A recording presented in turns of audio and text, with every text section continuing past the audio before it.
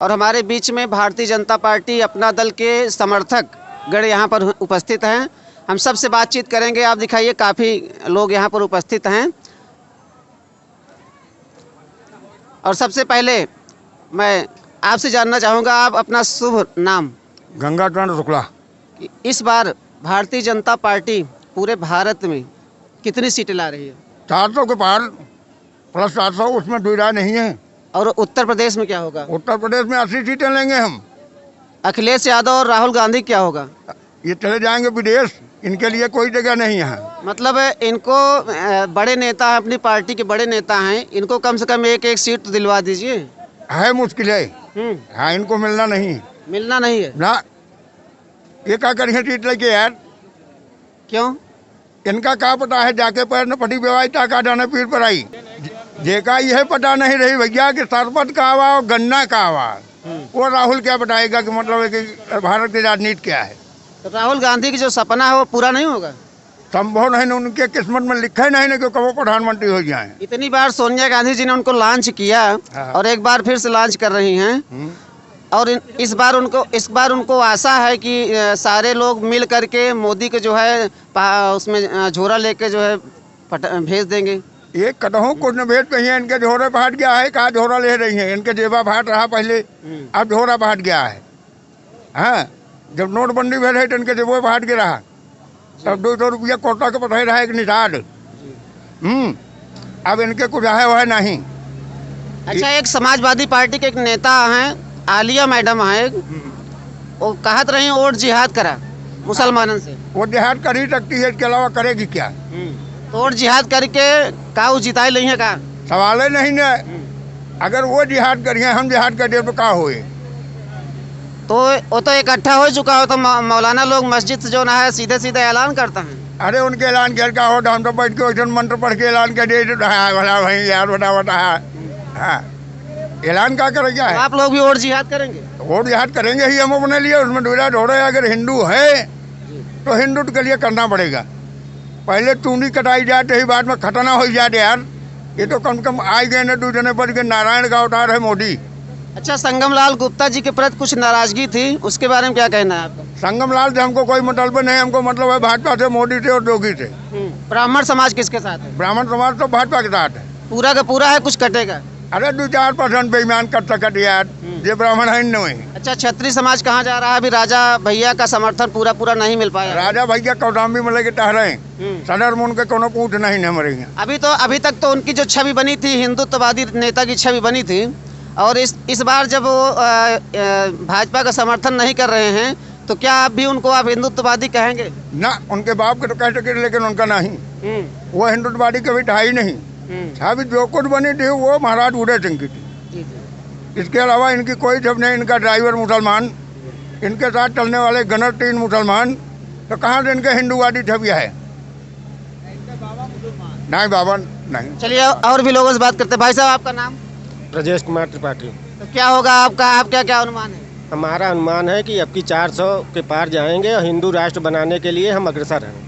हिंदू राष्ट्र बनाने के लिए आप अग्रसर हैं? बिल्कुल। हिंदू राष्ट्र बनने से क्या होगा? हिंदू राष्ट्र बनने से जो कश्मीर में हुआ था वो नहीं होगा। यहाँ जो कश्मीर में हुआ था वो नहीं होगा? नहीं होगा। और क्या आपकी चाहत है मोदी सरकार से? मोदी सरकार से चाहत है कि हिंदू राष्ट्र बनाने के लिए और जनसंख्या कंट्रोल के लिए कानून पारित करें। जनसंख्या नियंत्रण होना चाहिए? बिल्कुल होना चाहिए। और भी लोगों से बात। भाई साहब, नाम बताएंगे अपना? अशोक कुमार दुबे। आपकी क्या चाहत है? मोदी जी से क्या चाहते हैं? सबका साथ, सबका विकास। सबसे बड़ा ये है कि अगर हिंदुओं के लिए ब्राह्मण जात होती है, अगर आप पूजा सुनते हैं तो ब्राह्मणों को दक्षिणा देते हैं, हाँ, और उसे भी आचार संहिता में किया जा रहा है। तो सोचिए कि ये सरकार क्या कर सकती है ब्राह्मणों के लिए, हिंदुत्व के लिए क्या कर सकती है। पहली चीज़, यहीं सुकुलपुर में एक ब्राह्मण की हत्या हुई एक जात विशेष के उससे, और 2 महीने के अंदर वो वापस आ गया छूट के, गुलशन छबनाथ की वजह से। तो बताइए आप क्या हो सकता है ब्राह्मणों के साथ? वो ब्राह्मण नहीं होगा जो सपा को वोट करेगा। तो हम ब्राह्मण हैं, हमारी जो सृष्टि है, संस्कृति है, उसकी जो रक्षा करेगा, मैं उसके साथ खड़ा हूँ और मोदी जी के साथ। सनातन धर्म को समाप्त करने की भी बात हुई थी, आपने सुना होगा, टेलीविज़न पे देखा होगा, और बाकायदा उसका सम्मेलन हुआ था। सनातन धर्म उन्मूलन की बात कही गई थी, तो उन लोगों का आप क्या कहेंगे? वो हिंदू नहीं है, उनको यहाँ रहना ही नहीं चाहिए, उनको सीधा पाकिस्तान चला जाना चाहिए, क्योंकि हिंदू राष्ट्र है, सनातन का देश है, सनातन धर्म यहाँ है, संस्कृत है यहाँ की। तो यहाँ जिसको सनातन धर्म पसंद है, संस्कृत यहाँ की सभ्यता पसंद है, वही हिंदुस्तान में रहने का अधिकार है। भाई साहब, आपका नाम जानना चाहेंगे? मेरा नाम सर्वेश सिंह है। जी, आपसे जानना चाहेंगे कि अभी कुछ दिन पहले एक कांग्रेस के एक नेता हैं जारकी होली जी, आपने देखा होगा, उन्होंने कहा हिंदू शब्द बहुत गंदा चीज़ है। सबसे प्रथम तो कांग्रेस पार्टी पूरे हिंदुस्तान को बांटना चाहती है। सत्यता ये है, जैसे उनके आजा बाबा उसके पूर्वज करते आए थे, आज भी वही है। अब अभी आप ये देखिए, एक मुद्दा चल रहा है कि मोदी जी आरक्षण को ख़त्म करना चाहते हैं, संविधान को ख़त्म करना चाहते हैं।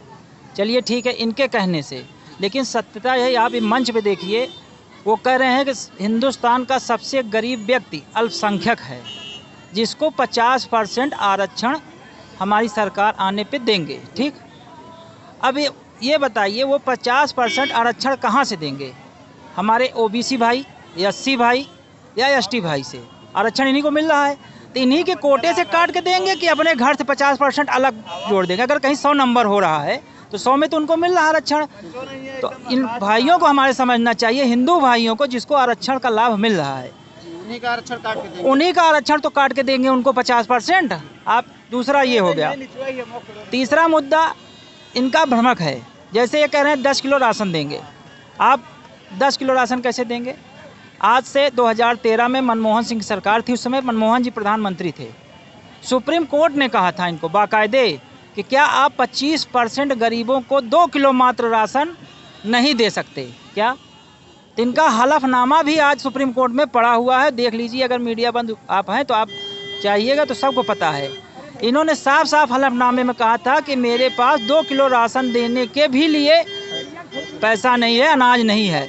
जबकि सत्यता ये थी कि आप पंजाब, उस समय हरियाणा, उत्तर प्रदेश, यहाँ के सरकारी गोदामों में भरपूर मात्रा में अनाज भंडारण था, सड़ रहा था, लेकिन वो कागजों पे सड़ रहा था भाई साहब। वो बांग्लादेश, नेपाल, हर जगह चला जा रहा था, पाकिस्तान भी जा रहा था। पाकिस्तान, उस समय आपको ध्यान हो, काम के बदले अनाज योजना चल रही थी। हमारे जिले की खाद्य एवं रसद मंत्री भी थे। स्कूटर के नंबर से आप ध्यान दीजिएगा, ट्रकों की ढुलाई हुई है 18 से 20 टन, और जांच CBI लगी है। अगर बता दे कोई गलत हो तो 18 से 20 टन अगर कहीं स्कूटर से राशन जाएगा। आप यहीं देखिए, सरकारी खरीद में इनकी एक नहीं, किसी किसान का गेहूं, अनाज, धान नहीं खरीदा जाता था। वही कोटे का माल इधर से उधर करके सीधा वहीं खरीदारी दिखा दी जाती थी। और एक देख लीजिए मुद्दा, सत्यता दिखाई दे रही है कि मोदी जी का जो भी कार्य है, क्या वो भी एक विशेष जात के लिए है? संपूर्ण भारत के लिए चल रहा है। सबसे ज़्यादा हम जानते हैं कि हिंदू से ज़्यादा अल्पसंख्यकों को भी माफ मिल रहा है, और हिंदू में तो सब जात को मिल रहा है, चाहे वो ब्राह्मण, क्षत्रिय, वर्मा, हरिजन, यादव, सबको मिल रहा है। चलिए ठीक है, ये भी हो गया। अब दूसरी बात यहाँ पकड़िए, इनके जितने भी घोषणा पत्र में जितने भी वादे हैं सब झूठे हैं। आप बिजली की व्यवस्था देख लीजिए, इसके पूर्व की सरकारों में, चाहे वो सपा रही हो, चाहे हम लोग, सिंचाई देख लीजिए, एक किसान 3 दिन रात पानी लगाता था खेतों में। आज की स्थिति, कभी ये जब सरकार बनी है, रात में पानी लगाने की किसानों को नौबत ही नहीं आई। मान लीजिए आज चुनाव, लोग कहते हैं चुनाव समय 24 घंटा है, इसके पहले तो 18 घंटा, 5-6 साल से पा रहे हैं यार भाई बिजली। मैं ये साफ कहना चाहता हूँ, अगर संगम लाल जी ने, लोग कहते हैं विकास नहीं किया, तो मैं जिले से सभी ऐसे संभ्रांत लोगों से कहना चाहता हूँ, आप ये बता दीजिए संगम लाल जी ने विनाश किसका किया? विनाश किसका किया? किसके ऊपर फर्जी मुकदमा लगाया? अपने दरवाजे बैठ के गांव-गांव कौन से नेता पैदा कर दिए? यही वो लोग हैं जो इनका विरोध कर रहे हैं, क्योंकि वो नेता नहीं बन पाए, दलाली उनकी नहीं चल पाई। वही लोग संगम लाल गुप्ता जी को कह रहे हैं कि वो काम नहीं किए हैं। अच्छा, राजा भैया खुल कर क्यों नहीं आ रहे हैं इनके साथ में, और कह रहे हैं कि जो जिसको जहाँ मर्जी हो वहाँ जाए? इनको तो खुल कर आना चाहिए था, किसी भी दल के साथ आना चाहिए था। अब छविनाथ यादव जी हैं, कल का उनका स्टेटमेंट आया है, बेगानी शादी में अब्दुल्ला दीवाना। बस अब बताइए, हम एक कहती, दूसरी तरफ कह रहे हैं कि हम भाई हम सपा के साथ हैं, और सब छविनाथ यादव जी वहाँ कल के उनके जेल से उनके भाई लोग कह रहे हैं कि ये इनकी सत्ता जा रही है, भाजपा में इनका पूछ नहीं है, सभी लोग जुट जाइए, 2027 की तैयारी कर लीजिए, कुंडा में कुंडी लग चुकी है। ये कोई बोलने का ढंग है? जो आदमी, अरे इससे अच्छा हम अकेले लड़ते, आप खुद स्वयं चुनाव लड़ते, निर्दलीय अपना 2-2 प्रत्याशी हैं। मैं साफ साफ कह रहा हूँ कि एक भी अखिलेश के परिवार के एक भी जितने हों इनको सगा कभी नहीं मानेंगे। नहीं तो ये बात छविनाथ यादव और गुलशन यादव के कल ट्वीट से ही पता चल चुकी है। रही छतरी बात की, तो छतरी शायद कभी इकट्ठा नहीं हो पाए। वोट के राजनीति के लिए तो इकट्ठा करते हैं, जब वोट राजनीति खत्म हो जाती है, 5 साल बैठ जाते हैं, लोग कहते हैं संगम लाल जी नहीं आए। अरे हमारे दरवाजे छतरी कौन आया? कौन सी छतरियों में भी बहुत से गरीब आदमी हैं, उनके यहाँ कभी गए? बड़े बड़े लोगों के यहाँ चलिए ठीक है, एक भी कार्यक्रम बता दीजिए, कभी राजा का लगा हो या रानी का लगा हो, किसी का जिले का हर उन्हीं को नहीं कर रहे हैं, सभी बड़े नेताओं को अपने छतरी समाज कर रहे हैं। अब ये आ गए हैं कि हम फर्जी बना लेंगे कि राजपूत हैं, राजपूत संगठन विरोध कर रहा। कोई कहीं नहीं विरोध कर रहा है। जितना वोट दे रहे हैं सब मोदी जी और योगी जी के नाम पे दे रहे हैं। जी, आपका शुभ नाम? विजय मिश्रा। तो आपका क्या कहना है, क्या होगा इस बार? 400 पार। ब्राह्मण, क्षत्रिय, वैश्य, SC ST OBC ये किधर जा रहे हैं इस बार? जो हिंदू है जी, वो राम के नाम पे है। बाबा का बुलडोजर सबसे पहला नंबर है, प्रभाव डाल रहा है। जो चोर उचक्के हैं वो अपने बिल में घुस गए हैं। अब की सरकार आने दो, वो बिल से या तो निकलेंगे नहीं, या अगर निकलेंगे तो जैसे नाक का फन कूचा जाता है उस तरह से कूचे जाएंगे। जी, बहुत बहुत धन्यवाद। हमारे साथ संजय शुक्ला समाज सेवी जी भी हैं। संजय भैया, आपने देखा अनुप्रिया जी की आज रैली थी और काफ़ी संख्या में पटेल समाज के लोग आए थे, तो आपको क्या लगता है पटेल समाज कितने % यहाँ जो है जुड़ रहा है भाजपा के साथ? देखिए, मैं भारतीय जनता पार्टी का मंडल अध्यक्ष हूँ, किसान मोर्चा का। आज बहन अनुप्रिया जी पटेल की मीटिंग देखकर और अपने हिंदू समाज के एक विशेष वर्ग, जिसे लोग वर्मा समाज, पटेल समाज कहते हैं, उसको देख के आज मेरा मन बड़ा प्रसन्न हुआ और बहुत खुश हुआ।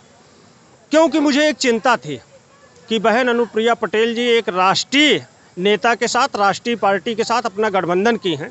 अगर यह पटेल समाज कल किसी आए हुए सपा के प्रत्याशी पटेल के साथ, जो आम जनमानस हवा उड़ा रहा था, मुझे विश्वास था कि पटेल वहाँ नहीं है, लेकिन आम जनमानस जब हवा उड़ा रहा था, तो आज पटेलों को जब एक मंच पे एकत्रित हो के एक सुर में यह देखा, तो मुझे ये अच्छा लगा कि वो आप अपने राष्ट्रीय अध्यक्ष अनुप्रिया बहन जी के लिए समर्पित भाव से हैं, क्योंकि उनकी राष्ट्रीय अध्यक्ष है, राष्ट्रीय पार्टी से हैं। उनका सम्मान अगर थोड़ा भी डाउन होगा तो पटेल समाज का सम्मान डाउन हो जाएगा। जैसा उन्होंने कहा कि दबे कुचले पिछड़ों की मैं मसीहा हूँ, तो इनकी भी नैतिक जिम्मेदारी है कि अपने नेता का झंडा ऊंचा सदैव बनाए रखें। और पूरे हिंदू समाज से एक मुझे कष्ट है। कष्ट यह है कि हिंदू समाज के लिए हमारी भारतीय जनता पार्टी के यशस्वी प्रधानमंत्री आदरणीय नरेंद्र मोदी जी और यशस्वी मुख्यमंत्री योगी आदित्यनाथ जी, जो हिंदू समाज के मसीहा के रूप में हैं, उन्होंने एक नारा दिया था। अभी राम मंदिर जब बनी तो एक गाना चला था कि जो राम को लाए हैं हम उनको लाएंगे। तो उन्होंने अयोध्या लिया, काशी लिया, अब मथुरा पे चढ़ाई है, तो मथुरा पे यदुवंशी परिवार के ही कृष्ण जी वहाँ पे हैं। आज यदुवंशी परिवार का भी अगर खून में थोड़ी भी ताजगी हो और उनका खून थोड़ा भी गर्म हो, हिंदुत्व का उनके अंदर थोड़ा भी वास हो, तो उनको सपा को छोड़कर सीधे सीधे भारतीय जनता पार्टी अपना दल के साथ आ जाना चाहिए, क्योंकि उनके अंदर हिंदुत्व होना चाहिए। उनकी लड़ाई मोदी जी लड़ रहे हैं, उनकी लड़ाई योगी जी लड़ रहे हैं। योगी जी, मोदी जी किसी पार्टी के लड़ाई और विरोध में नहीं है, वो हिंदू समाज के आम जनमानस, सनातन धर्म के उत्थान के लिए, संस्कृति के उत्थान की लड़ाई लड़ रहे हैं। तो इस लड़ाई को उन्हें जानना होगा। अगर वही विपक्ष के लोग हैं, वही मुलायम सिंह की सरकार है, जिन्होंने हमारे कार सेवकों के ऊपर गोली चलवाई और कहा बाबरी मस्जिद मेरी है। आज जब योगी जी की सरकार बनी और मोदी जी की सरकार बनी, बहन अनुप्रिया पटेल की सरकार बनी, और मर्यादा पुरुषोत्तम भगवान श्री राम को टेंट से उठा के बड़े से राजमहल में बैठाया। और उसके बाद तुरंत ही काशी में, आप काशी की गलियों को देखिए, सीधे सीधे तौर पे कह रहा हूँ कि वहाँ विशेष समुदाय के लोगों का घर हुआ करता था, लेकिन उन्हें खुली चेतावनी दी गई कि आप 1 महीने 2 महीने के अंदर अपने स्थान को यहाँ से बदल दीजिए, पलायन कर लीजिए। आपको बाहर दिया जा रहा है जगह, वहाँ जाके बना लिए। 400 पार के नारे को कायम रखें, जिससे कि हम मथुरा पे चढ़ाई कर दें बिना यदुवंशियों के। और यदुवंशी यह देख लें कि हम विरोध की लाइन में खड़े थे, लेकिन ये पटेल और हिंदू मिलके, क्षत्रिय और ब्राह्मण मिलके, अन्य जातियां मिलके, सब ने जाके वहां मथुरा पे भी चढ़ाई कर दी। ये सनातनी पार्टी है, ये धर्म की पार्टी है, ये हिंदूवादी पार्टी है। ये निश्चित रूप से भारत देश का, हमारे राष्ट्र का उत्थान करने वाली पार्टी है और उत्थान करती रहेगी निरंतर। अभी आपको साक्षात यहीं से 2 किलोमीटर दिखाएं, हंसी आती है कि वहाँ एसपी पटेल जी की बैठक थी और जिसके दरवाजे बैठक थी वो व्यक्ति आप सामने देख लीजिए, कैमरे में यहाँ है, भाजपा पे मीटिंग कर रहा है, देख रहे हो। आलोक क्षेत्र में उड़ाए हैं कि फला सिंह के दरवाजे आज एसपी पटेल की मीटिंग है। अपनी स्वयं की गाड़ियां लेकर किसी बाग में पहुंच जाएं और कह दें मीटिंग है फला के दरवाजे। और आप देख रहे हैं, इसका वीडियो भी मैं दिखाऊं, कितने समय पहले से ये व्यक्ति यहाँ है, जो कि ये सनातनी हिंदू हैं, अभी भी कह के गए हैं। आपको आगे दिखाएंगे कि हम हिंदू हैं, हिंदू रहेंगे, हिंदू का नाम तोड़ देंगे।